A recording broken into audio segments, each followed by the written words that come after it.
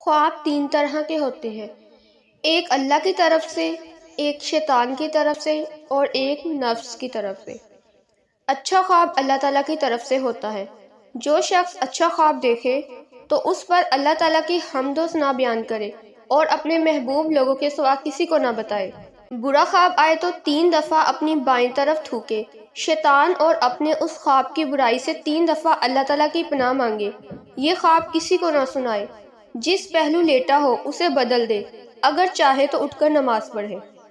اور جو نفس کی طرف سے خواب ہوتا ہے وہ ہمارے ہی دلی خیالات ہوتے ہیں، ان کی کوئی تعبیر نہیں ہوتی۔ جو شخص رات کو کسی وقت بیدار ہو کر یہ کلمات کہے تو اسے بخش دیا جاتا ہے۔ اگر کوئی دعا کرے تو وہ قبول ہوتی ہے، پھر اگر وضو کر کے نماز پڑھے تو اس کی نماز قبول ہوتی ہے۔